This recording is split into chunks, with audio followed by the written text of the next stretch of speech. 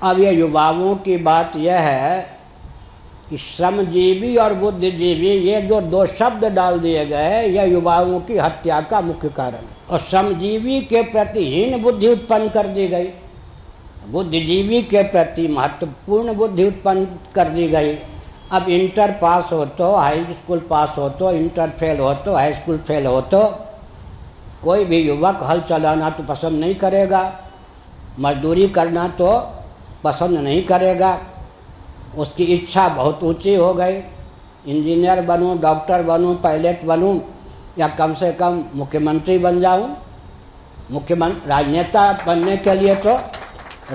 बनने के लिए तो कोई डिग्री डिप्लोमा की आवश्यकता ही नहीं है। इसका अर्थ ये हुआ कि राजनीति में भी जो छलांग नहीं लगा पाते और डिग्री डिप्लोमा लेकर हाथ में बैठे हैं, और आरक्षण की जो विधा है, ब्राह्मण क्षत्रिय आदि कुल उत्पन्न हुए हैं, उनके लिए नौकरी के सारे दरवाजे बंद हैं, विदेशी कंपनी तक भी उनकी गति नहीं है। ऐसी स्थिति में ख्वाहिश, इच्छा बहुत ऊंची है और श्रम से परहेज है।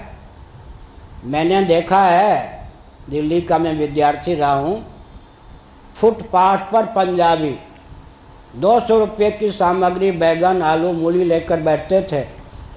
4 साल में फिर वो ढकेल पर सामान लेकर गली गली में सब्जी बेचते थे। 10 साल के अंदर वो फिर लाखों रुपये से खेलने वाली दुकान कर लेते थे।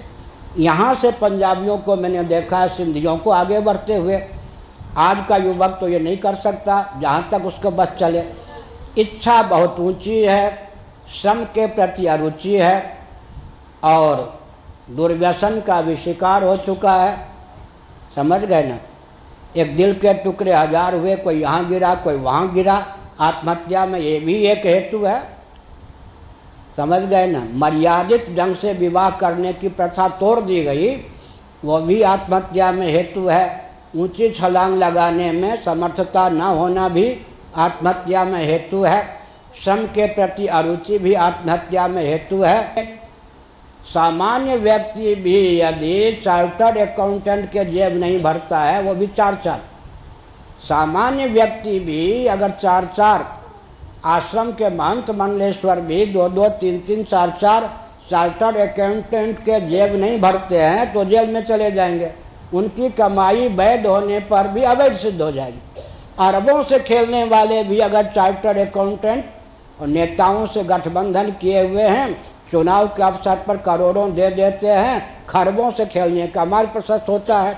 ये सब जो राष्ट्र की संरचना की विसंगतियां हैं, इनके वशीभूत होकर बेचारे युवक फांसी लगा लेते, मर जाते, उनके सामने कोई चारा नहीं रहता। और उसके बाद ऐसा होता क्यों है? क्योंकि वो शरीर को आत्मा समझते हैं।